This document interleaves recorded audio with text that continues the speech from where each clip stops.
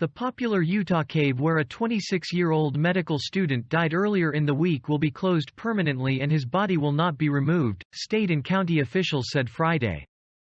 Any effort to recover John Jones' body from the cramped underground chute where he became stuck with his head at an angle below his feet Tuesday night would simply be too dangerous, they said.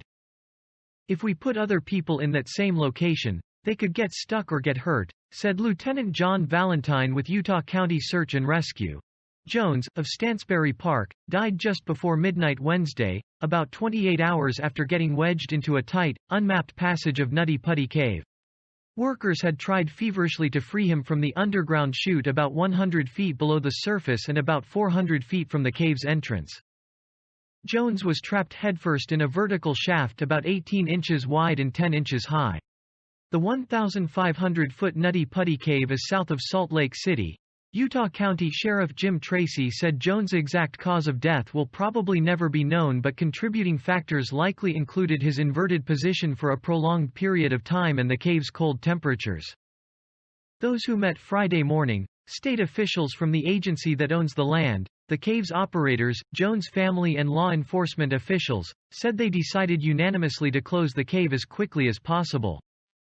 "We've suffered a tragedy in this cave that we hope to prevent from happening again," said Sergeant Tom Hodgson, coordinator for Utah County's search and rescue operations. A Herculean effort to free him was limited by the cramped space, leaving one rescuer chipping away rock with a ball-peen hammer just 6 inches to swing, said Sergeant Tom Hodgson, coordinator for Utah County's search and rescue operations. "We feel like it would be John's will to protect the safety of future cavers," his younger brother, Josh, said at a news conference Friday. For the past 2 years, the St. George native was attending medical school at the University of Virginia, hoping to pursue a career as a pediatric cardiologist.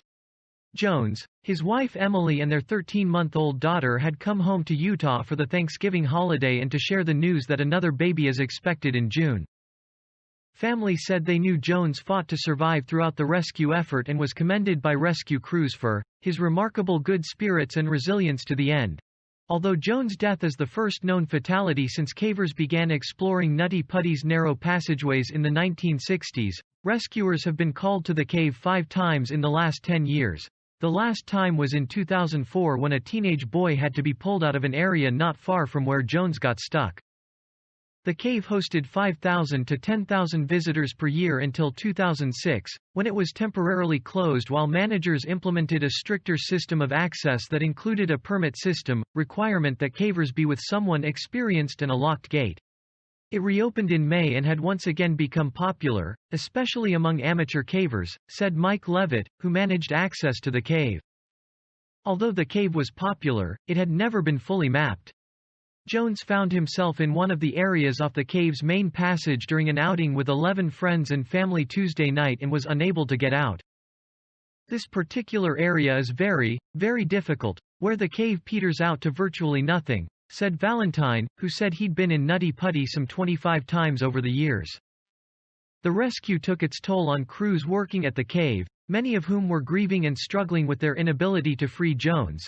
"It's a very difficult experience to just be that close and still not be able to pull it off," Valentine said. A uniformed deputy will remain at the cave's entrance until it can be properly sealed, the sheriff said. The family will also be allowed to place a memorial marker at the site. Funeral service